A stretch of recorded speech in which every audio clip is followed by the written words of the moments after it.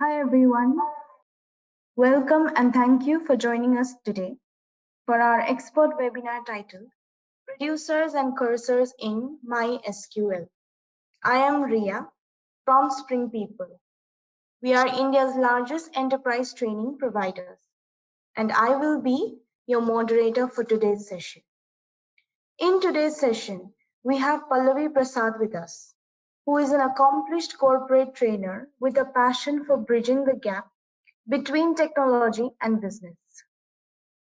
With over 500 successful training sessions delivered, she has earned recognition as a trusted expert in her field. Pallavi is laser-focused expertise in C with data structures, OOPS concepts, C++, VC++, multi-threading, core Java, JEE Spring Hibernate, Unix, Linux, shell scripting, .NET Framework 3.5 C#, VB.NET, ASP.NET, ADO.NET, JavaScript, PhoneGap, Cordova, RPA, Automation Anywhere, UiPath, AngularJS, to name a few. Pallavi Prasad's commitment to delivering timely and effective training has consistently added value to organizations, ensuring that participants are well equipped to apply their knowledge effectively in real-world settings. In today's webinar, Pallavi will let us know about introduction to database administrators, SQL developers, data analysts, software engineers, students, and professionals interested in advancing their MySQL skills. To all the participants, you can mention your questions in the chat box and it will be answered at the end of the session. Now, without further ado, let's start today's session. I would like to invite Mrs. Pallavi Prasad to start the session. Over to you, Pallavi. Thank you, Ria. So, welcome everybody. My name is Pallavi Prasad. So today we are going to be quickly introducing ourselves to stored procedures and cursors in MySQL. Let's quickly understand what it is and how they essentially work. So if you look at the agenda for the day, we are going to start by understanding what stored procedures are, how to write stored procedures, then how to handle errors in stored procedures, then what are cursors and how to process these cursors, use these cursors for row by row processing in the result set. This is what we are going to be looking at today. Now, most of the content that we're going to be having a look at, I have already got the demo, the procedures in place already. So I'm just going to be explaining the procedures and showing you about the demonstration. Now let's start by understanding stored procedures. What are stored procedures and how they work?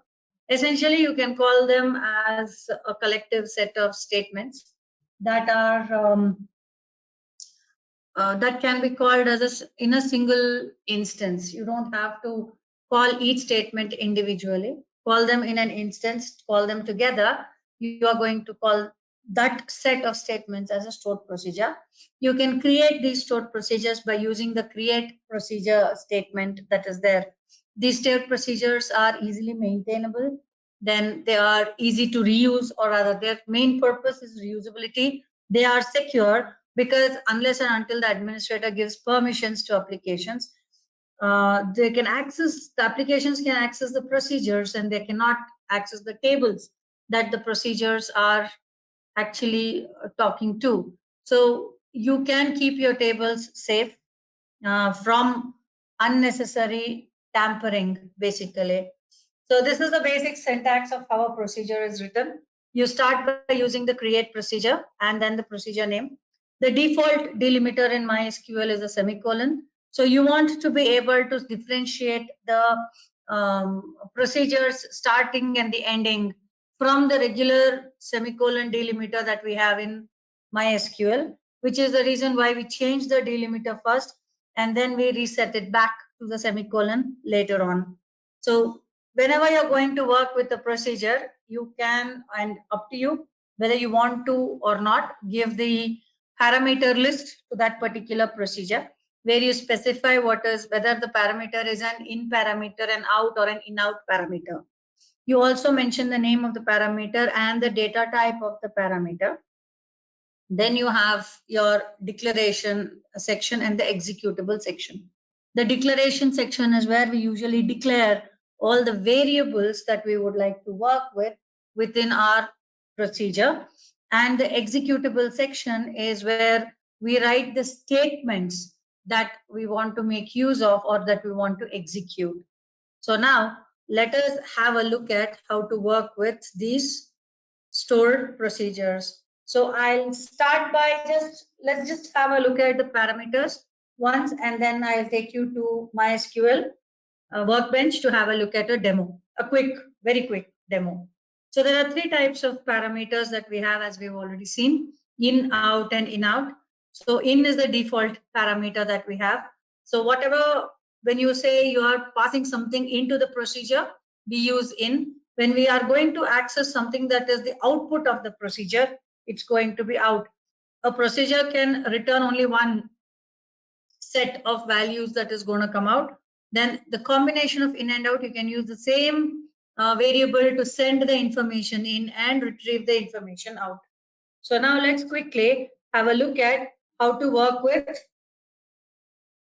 a simple basic procedure. So I have a database already prepared called as DemoDB. Now this particular DemoDB has a table called as the products table. Now this is the content of the products table, as you can see. Now I want to be able to retrieve the content of the products table time and again repetitively, and I don't want to write a select statement every time, which is one of the reasons why we write a very simple procedure like this. So when you're starting the procedure, you are going to specify the name of the procedure along with the create procedure keywords, and then you're going to give a begin. If you take any other coding language, like let us say maybe Java or C# or C or C++, you have curly braces to depict the starting and the ending of a particular function or a method. Whereas in case of MySQL, you don't have curly braces. Instead, we use begin and end to depict the beginning and the ending of a stored procedure. This is the declarative section. So I have a single statement in the declarative section. This is a very basic demo that I'm giving, a very basic procedure that has been written, literally. So if you want to execute the procedure, all you have to do is select the procedure and hit the execute. So it will create the procedure for you. Being a stored procedure, it gets set into your stored procedures. It's one of the objects that is available within the database. Now I want to execute this stored procedure. All I have to do is use the call keyword to call that particular procedure. Now it says no database selected. I'm sorry. So let me quickly select the database and then let me call this. I can do this any number of times without having to write a simple select statement every time. So I can write many more statements into this. So if I want it to be even more particular, I can write a more particular kind of a statement here. Now, if you alter if you alter a procedure that has already been created, you alter it through code, then you have to drop the procedure and recreate it, because it will not overwrite something that is already existing in your database. So any changes you make, you have to reset it and only then make use of it. So coming to writing procedures, just like any other function or method that we write, in case of procedures also, we have conditional statements and we have loops. We also have variables. So this example that you happen to see, or rather this slide that you happen to see, shows you conditional statements that are there. We have two conditional statements, or you can say one conditional and one branching statement. Now the conditional statement that we have is an if then else statement. It also has an else if inside it. Case is a simple switch case that we have. So for every expression, so when a particular case value is something, then you want to be able to execute some statements. Let's see how they work as well. So if you take an if else, this is a very simple procedure that has been written.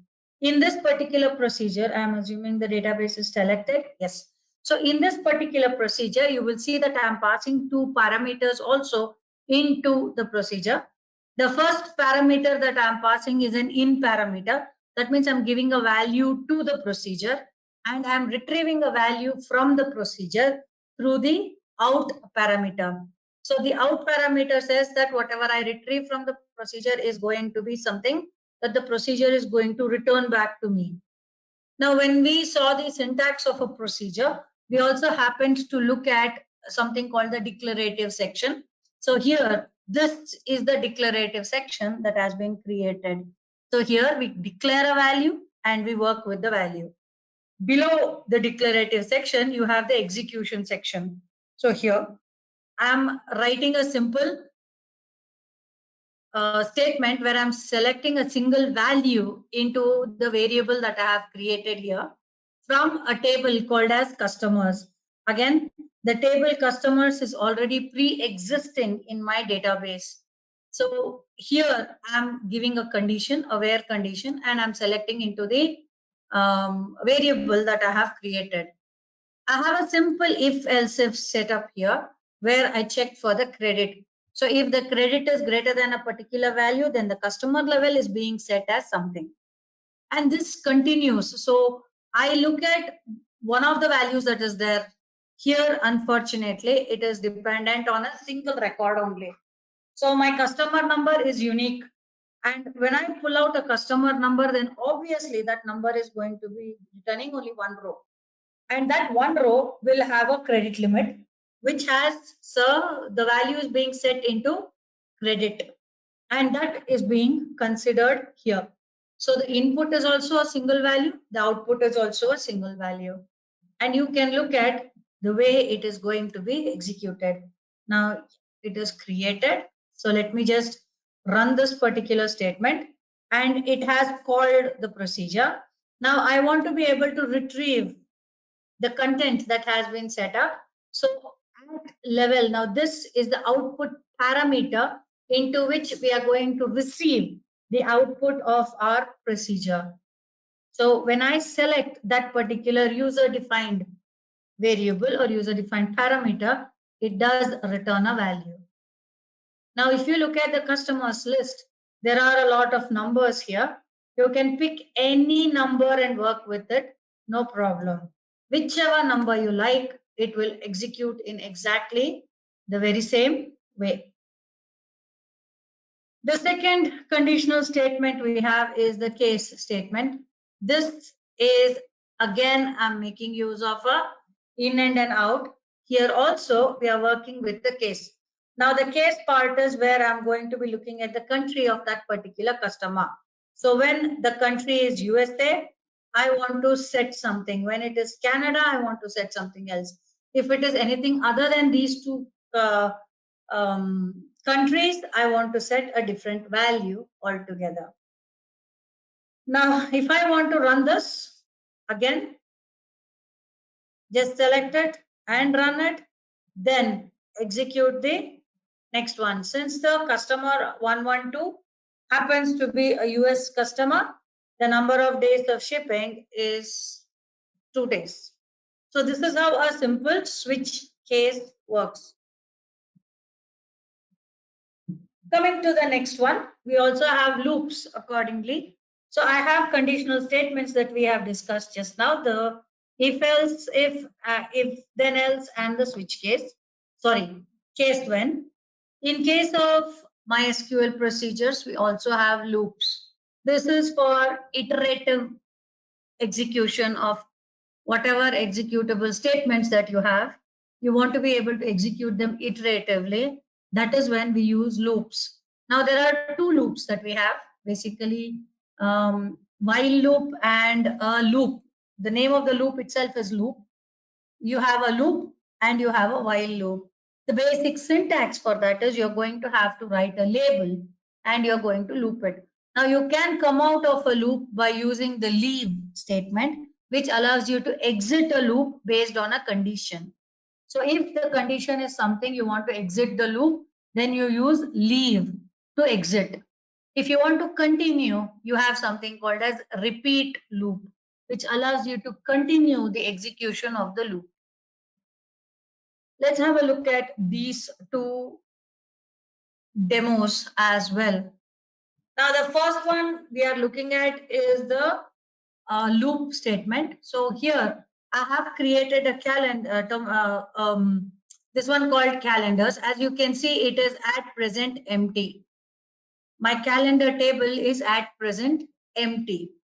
So I want to be able to load the content into the calendar. I want to fill the dates into the calendar. So I'm going to give a start date and then till my all the dates are filled.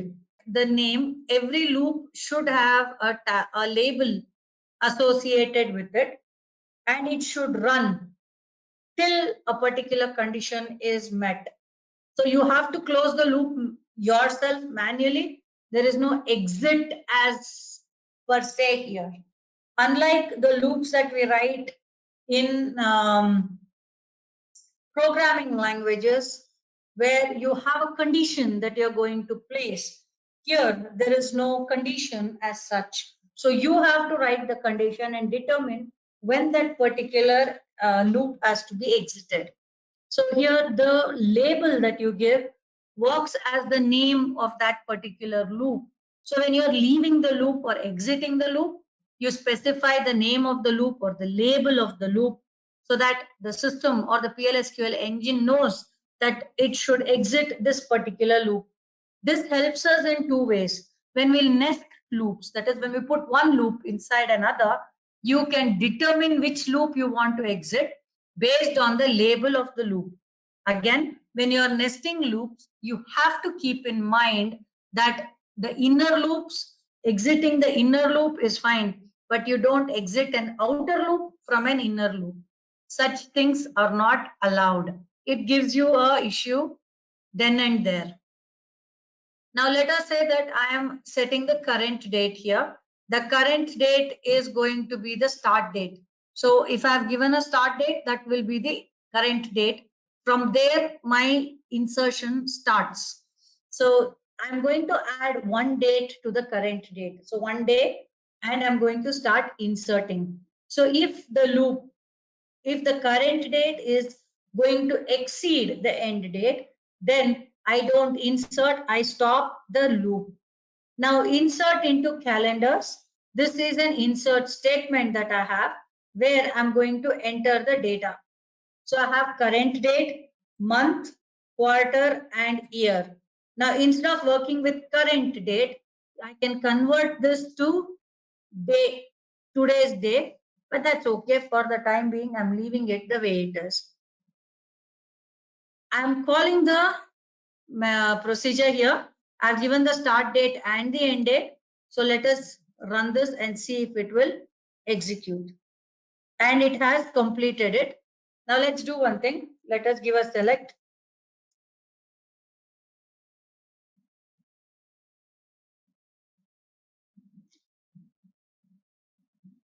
And let's check. So this is the date, the first month, first quarter, and the year. And you can look at it. See. Now there is an issue in this, as you can see. And the issue is that we have the 1st of Jan has not been considered.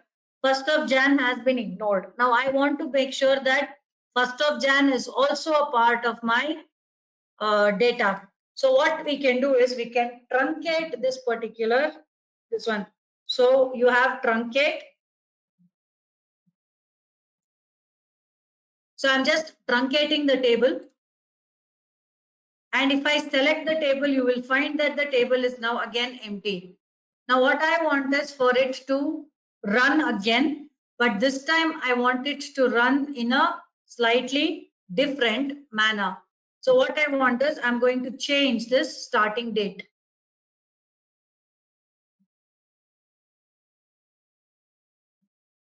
I'm giving it as December 31st. So because the first date that I'm adding is going to be adding 1 to the current date. So now let us run it.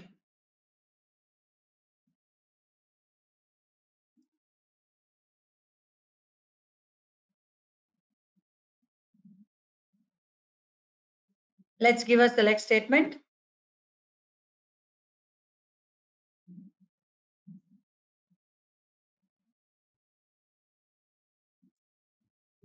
And now you will notice that I do get the 1st of Jan as well.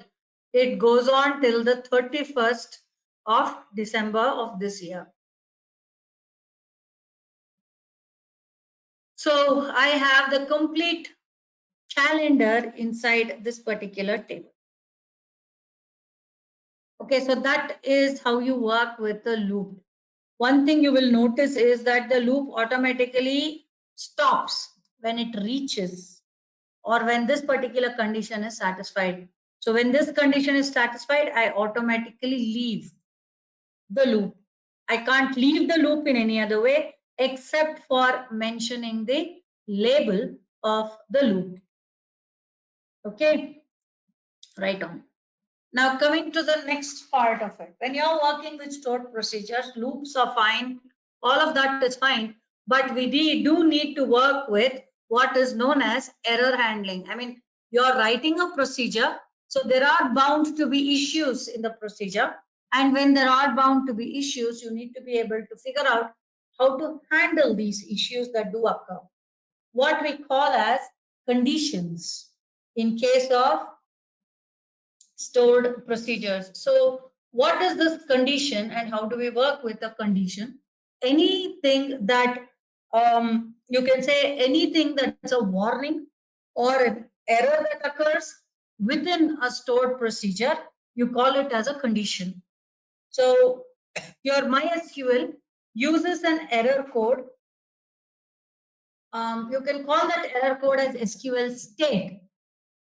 It uses that as a value to represent the issue that is occurring at that particular point. So one thing that happens is that the issue may not be very clear. In such cases, we have statements that allow us to make sure that the issue that we are trying to handle is a little bit more clear. But anytime there is an issue, you will find that there will be this kind of a problem. Now, one more thing is that whenever you're working with error handling in case of MySQL, you want to be able to list the warnings that you have just now received for that particular engine, or you want to be able to list the errors that you have received. For both of those, you can use statements like show warnings and show errors that will display the entire list of errors. Now, for example, let us take a small example here for that. Let me open a new SQL query. Let us say I'm trying to drop a table. A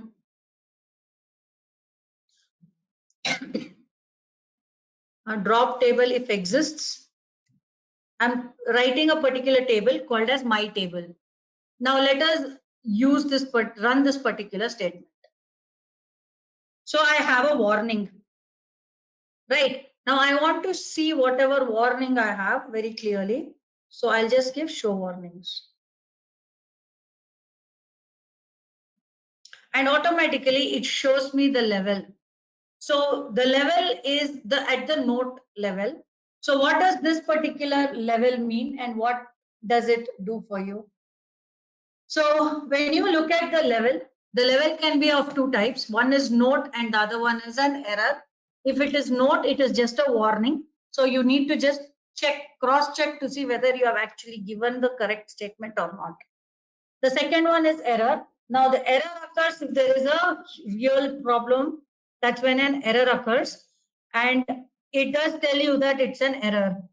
Code is the code for that, for the SQL code or SQL status code that we use for that particular warning or that particular error. And then you have a message.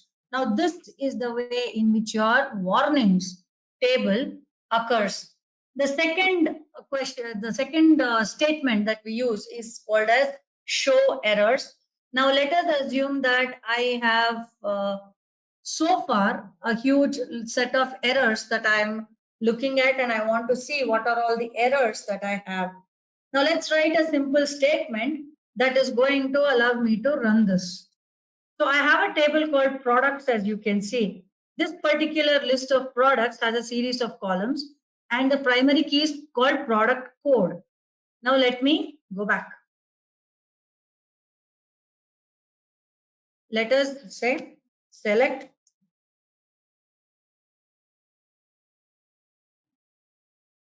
So I'm saying select product ID from products. Now you can see the difference. Earlier it was an warning. Now it's an error. Now I want to check that particular error. So I'll just say show errors. And now you can check the way it turns up. This is an error. This is the error. This is the error code, and this is the message that has occurred. So it tells you what is the problem. And this is how you work with the basics of error handling. So these two don't do much for you. Okay, I repeat, these two statements don't do much for you. They just give you a clearer picture of whatever errors that have occurred and whatever warnings that have occurred. That is what these two statements do. But what about actual error handling? How do you handle something that is actually given you an issue and you've written the problem is in your stored procedure? Then what do you do? So when you're working with an actual error handler, you are going to write a simple statement like this. This is the basic syntax of using an error handler. We have some set of statements called as declare and handler, which allows you to specifically say what you want to do. So the first part of it is declare handler. In this, it instructs whether the procedure has to exit, stop working, or whether it has to continue whatever work that it is supposed to do. That is what the first thing is.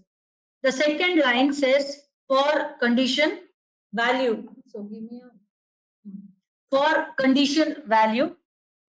This specifies what are the issues at which this particular error handler should be activated. The third one is the statement. The statement is the block of statements that executes when the stored procedure encounters one of those conditions that you have mentioned. So what are the conditions that you can mention? It could be an SQL warning that you are working with. Well, that is an SQL status, for example, or an error code. You get something not found, you get SQL exception. So there are multiple conditions for which you can write your basic error handler. So now let us start with writing this particular error handler for a particular piece of code. Now I'm going to go to this one. I've created a table called as users. It is an empty table. You can check. It's an empty table. So the procedure that I am writing here, this particular procedure will insert an user into that particular table. Now it is going to exit the procedure when there is a unique constraint violation. So if you notice, I have user ID as unique. It's a primary key.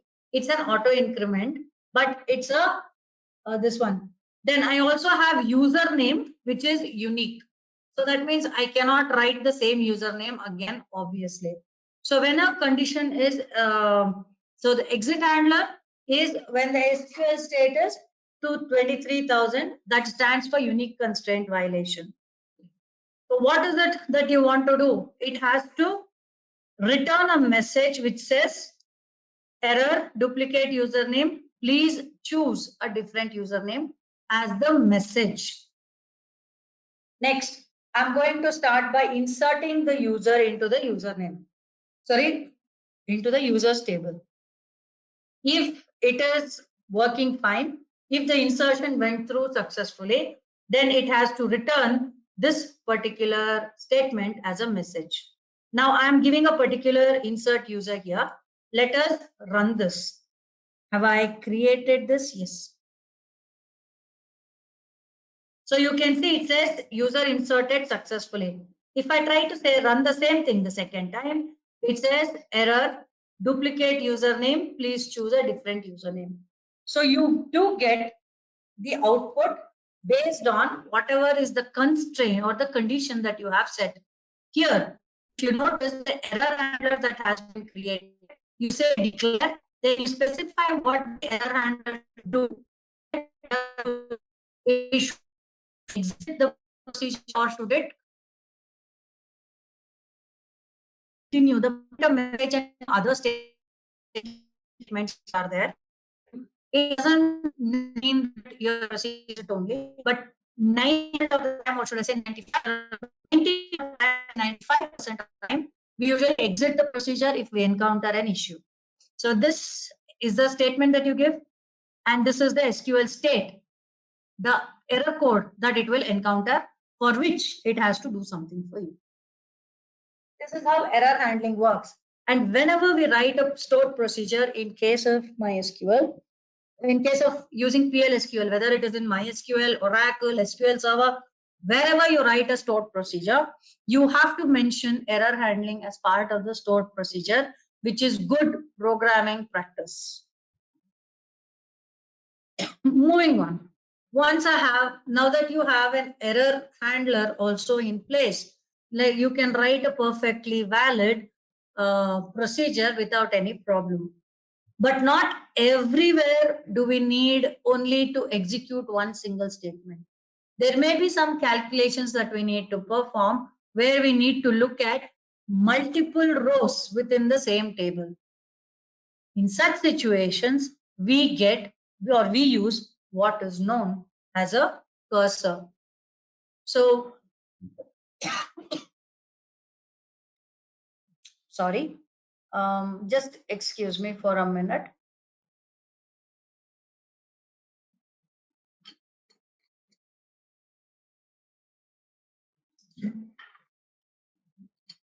So what is a cursor? A cursor is a database object that we use for looping through or iterating through a result set. So a result set is whatever an SQL a select statement returns. So when you are iterating through whatever is the result set of a select statement, you need to use a cursor. So this is what I've put here basically. You can use cursors within stored procedures or triggers or functions where you can process individual rows that is a part of a result set, one row at a time. Now, to declare a cursor, you use this kind of a statement where you declare the cursor name, cursor, for, and you specify what are the fields that you want to retrieve from your column. Now that is going to be placed into the cursor. The output of the select statement will be placed inside the cursor. Then you open the cursor. Once the cursor is opened, you are going to fetch the content of the cursor into the variables. So the number of variables that you have should be equal to the number of columns that you have used in your select statement. Don't use more, don't use less. The number of columns that you have selected in your select statement and the number of variables that you're going to fetch the cursor into should be equal.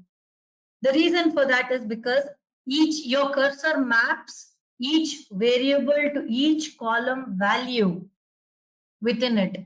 So if I have 3 columns in my cursor, that means I should have 3 variables which will take the values from each of the 3 columns. I make a mistake there, then my entire procedure may collapse. So remember that it's very important. Once you have retrieved the data from the cursor and the cursor will run automatically till it reaches the end of the result set. Once it reaches the end of the result set, automatically the cursor is closed. Now let's have a look at. So when you're working with a simple, or so I'll show you something else. When we finished with error handling, you need to see whether it actually pushed the data in. Particular user has been pushed in. So one particular user has been pushed in. The next user has to have a different username. Otherwise, it's not going to let me push that particular user in. Now coming to cursors, here what has again been done is I'm creating a simple mailing list and I'm using a variable that is an in-out variable. That means I'm sending the mailing list in and retrieving the same from the mail. You will notice that it's going to concatenate it and return it as a text. Unfortunately, I cannot expect it to return a table. My stored procedure will not essentially return a table. It will return a concatenated set of values. Now I am creating two variables. First is done, and the second one where it's going to select email from employees. So if you look at the tables, I have a table called as employees, which has a series of emails as part of it. Now this is the table that I'm using. In case my email list is empty, in case the table. So if done is true, then it's going to just continue. You can also exit, your choice. Now I'm going to open the cursor. So here I'm going to, from the employees table, all the emails into the employees table into this particular cursor. Then we open the cursor. We are going to start the email list and then we are going to start the looping. So in the looping, we are going to start by fetching each email address that we have from the email list that we have inside the cursor. So each one is taken, and if done is true, then I leave. So when it hits the end of my cursor, it will check to see whether this particular condition is true. When it is set to true, it is automatically going to leave my loop. It will exit the loop. Once the loop is exited, then it is going to close my cursor. Now, before the loop is exited, I'm concatenating it in each iteration of the loop. Once this is done, I exit the procedure, and now I'm going to call the procedure. And it's done. Now let's see if it will actually print the data. See, it's concatenated all of them. It's returning a single value, but it is concatenated all of them. Now this is how you use a cursor. This is a very simple example. If I were to calculate, let us say, the number of employees inside a particular department who are earning a particular, this one, I want to see the total salary, net salary earned by the employees of a particular department, then I can do that calculation here. I can set it up here within the cursor and work with it. All I have to do is retrieve the data and into the cursor and start working with it. So anything you do within the cursor is so that you can iterate through the result set of your cursor.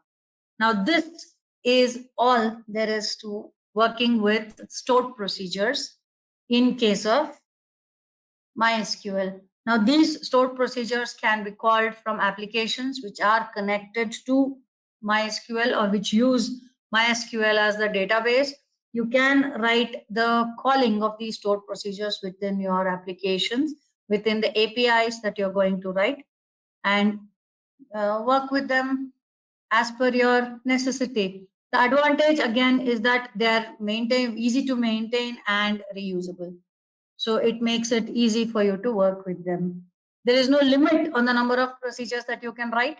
So you can write you find necessary for your work. And right, so over to Kaushik and Ria. Thank you. Thank you so much, Pallavi.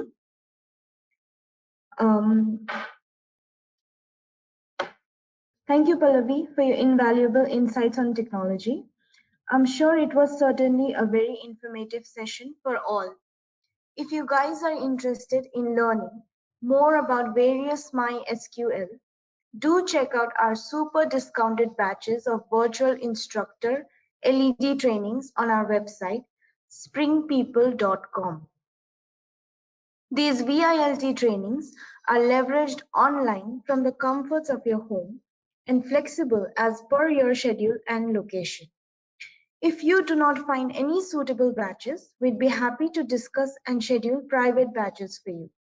If you don't have time to join live online, then do try out our affordable self-paced courses. For more information, do write to us at training@springpeople.com or call on our number displayed on the current slide. Now, we will open the forum to answer questions that we have received during the session. So let's get started. Over to you, Pallavi. Thank you, Ria. So anybody have any questions on this? Please do put it in the question section and let us discuss.